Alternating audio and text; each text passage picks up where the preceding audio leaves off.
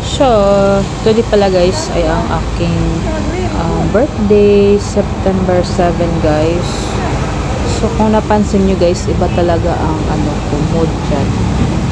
So, hindi ako nakapag-video ng marami kasi nga wala akong phone dyan.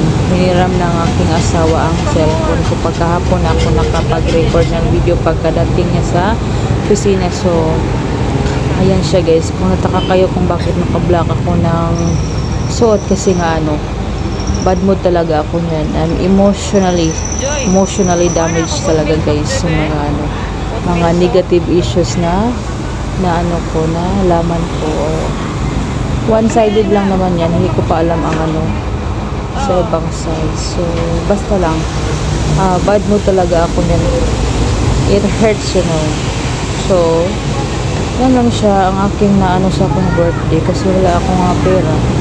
Ang hilam lang ako sa CE kong baga.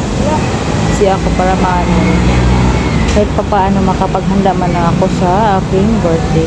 Kasi nga wala pa kaming nasa bahay. Wala pa kaming mga gamit, wala pa mga upuan. So, konti din ang budget guys. So, yan lang talaga. Thank you very much sa aking mga kasamahan na padama sa akin na birthday ko talaga. Thank you sa inyo lahat guys. It was a memorable one. Thank you very much. Yung talagang pa sa akin si madam kung bakit naka-block ako. Kasi nga, halang naisipan ko. Kasi nasasaktan ako sa mga nalalaman ko talaga guys. So, hindi pwedeng babalwain. Parang na-depress akong lalo guys. Hindi ko alam kung anong totoo. Sana malaman ko sa mabalang araw guys. So, yan lang. Para maano ako. Sa ngayon, hindi pa talaga.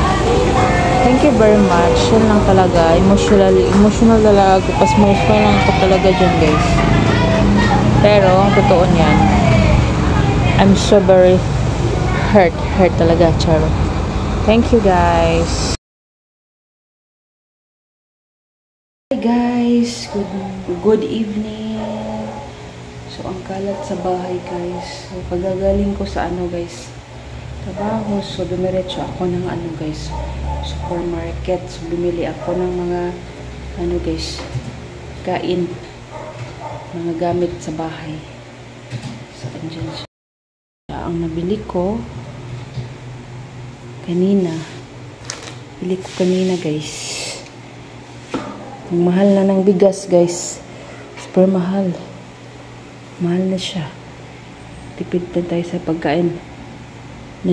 Kung mayroon akong trabahante dyan guys. Trabahante na ako siya. So yan. Ikalipat lang pala namin guys ng bahay. So hindi pa naayos. Yan kalat. Kalat. Maraming hugasin. Magano tayo guys. Magluto pa ako.